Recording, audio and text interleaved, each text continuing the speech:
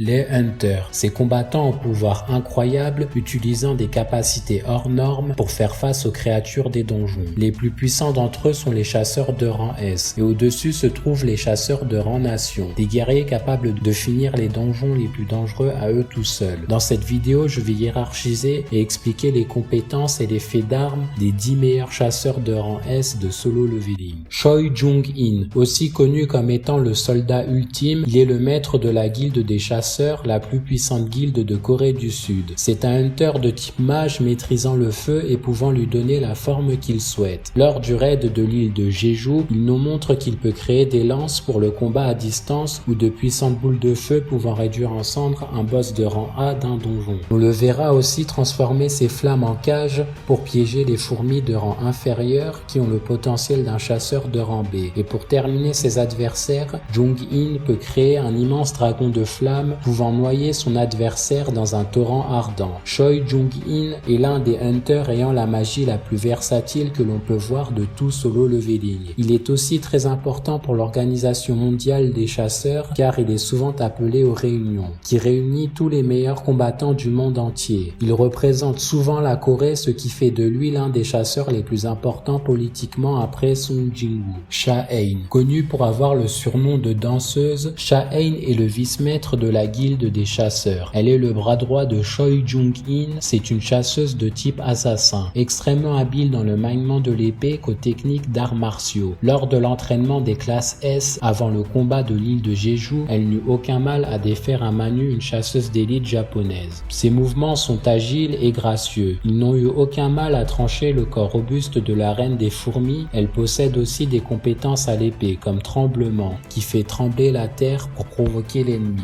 ou son coup le plus puissant, lame de lumière, qui peut asséner une attaque tranchante, puissante et rapide. Cha-Eun est l'une des meilleures chasseuses coréennes. Song Jin-woo la compare souvent avec le niveau de puissance de Go Gun-hee, le meilleur chasseur coréen. D'après Jin-woo, elle surpasse largement Choi Jung-in. Quand Goto Ryuji évalue les chasseurs coréens, elle est la seule qu'il estimait avoir un bon niveau. Elle n'a eu aucun mal à neutraliser Igris en 1 contre 1, l'une des meilleures ombres de Jin-woo. Elle est sûrement la meilleure chasseuse de Corée sans compter Jin-woo et Go Gun-hee. Goto Ryuji, chasseur d'élite du Japon, il est le chef de la guilde épée dégainée. Il semble être un puissant épéiste possédant des mouvements d'assassin. Il a pu faire jeu égal face à Song Jin-woo dans un combat d'entraînement au corps à corps et a même réussi à érafler Jin-woo qui avait déjà le niveau d'un rang nation confirmé. Goto Ryuji visait le niveau de chasseur de rang nation en conquérant le donjon de rang S de l'île de Jeju, mais malheureusement il n'a pas eu les épaules pour remplir cette mission, car il s'est fait buter hors champ par Beru. Il aura tout de même réussi à être comparé à un roi par Beru qu'il a estimé pendant un court instant. Goto est le meilleur chasseur du Japon, mais son niveau de puissance ne lui permettait clairement pas de prendre un donjon de rang S comme Song Jin-woo. Il a sûrement le niveau d'une Cha-Eun plus puissante, mais loin d'un chasseur de rang national, possédant des techniques de télékinésie ou des compétences spéciales. Lennart Nierman, il est le meilleur chasseur de rang S de l'Allemagne. L'association des chasseurs semble avoir classé 12e. Il est un chasseur de type mage capable de lancer des projectiles magiques extrêmement puissants. Il a pu exploser la tête de Rakam lors du combat contre les monarques. Même si son coup n'a eu aucun effet, sa puissance de frappe n'est pas à prendre à la légère. C'est un excellent chasseur malgré le fait qu'il se soit chié dessus à cause du monarque ou du fait que Jin-woo cachait une armée entière. Go Gun-hee, il est le président de l'association des chasseurs et un ancien chasseur de rang nation. Il abritait en lui le pouvoir d'un souverain, les êtres de lumière qui possédaient le corps des chasseurs de rang nation. Il est en retraite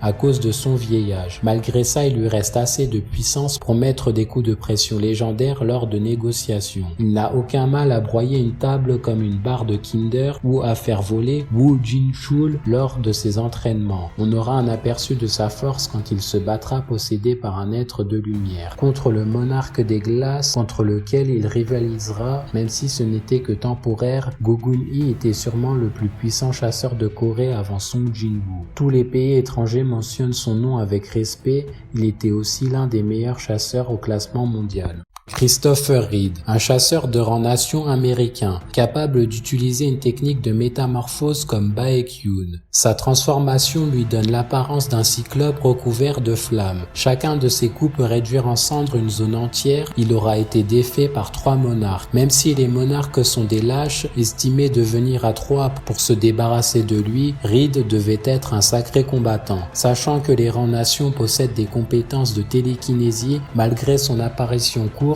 Reed n'est pas un chasseur à sous-estimer. Liu Zigang, appelé le chasseur aux 7 étoiles en Chine, il est le chasseur de rang nation de ce pays. Il a été envoyé plusieurs fois pour combattre les monstres qui ont réussi à s'échapper des portails que Sung Jin-woo avait conquis. C'est un puissant manieur de lame double, il peut envoyer des slashes surpuissants pouvant déchirer plusieurs adversaires à longue distance. Lors de l'attaque d'Antares, il n'eut aucun mal à transformer en sashimi les créatures qu'il a envoyées. Sa puissance est souvent comparée à celle de Thomas André. Il mentionnera à Jin-woo que lui et Thomas André sont les seules personnes à pouvoir déclarer la guerre aux chasseurs du monde entier. Il a été plusieurs fois mentionné que Thomas André est le chasseur le plus fort du monde. Je pense donc que Zigang lui est sans doute inférieur. Thomas André, le surnom qu'on lui donne est le Goliath. Thomas est présenté comme étant le plus puissant chasseur du monde, avant l'arrivée de Sung Jin-woo. C'est un guerrier dont on dit qu'il a une force qui vient des cieux. Lors de son affrontement contre Jin-woo, on découvrira qu'il possède un corps extrêmement solide renforcé par son mana et une force monstrueuse qui lui a permis de détruire le bouclier de défense comme du beurre. Il possède une gigantesque armure dorée qui augmente sa force et le protège des coups. Il peut aussi utiliser la télékinésie comme Sung Jin-woo et créer des trous noirs pour attirer la matière à lui. Malgré cet arsenal, ça ne l'a pas empêché de se faire démolir par Sung Jin-woo. Pendant la bataille des monarques, il aura réussi à tenir tête à Rakam, le monarque de la bête. Même si ça a été insuffisant, il est le seul chasseur, sans compter Sung Jin-woo,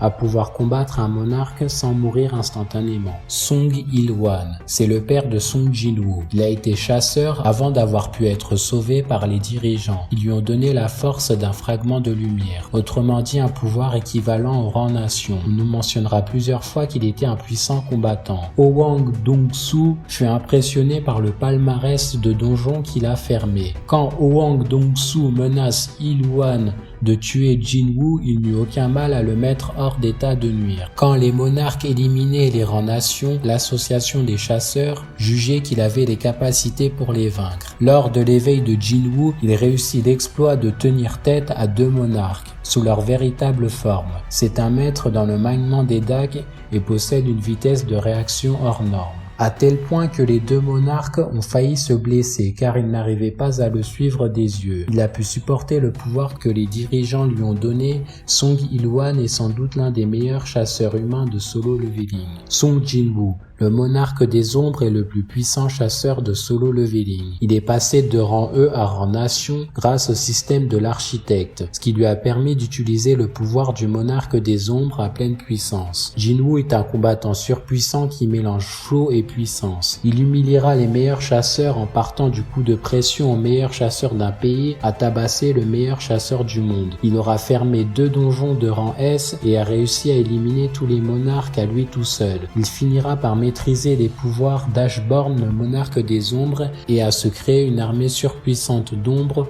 pouvant conquérir un pays. Il peut utiliser une armure astrale mélangée du pouvoir des dirigeants et du monarque de l'ombre. Il a de puissantes capacités de télékinésie et est un maître dans le maniement des dagues. À la fin de l'histoire, il sera considéré comme le chasseur le plus puissant du monde.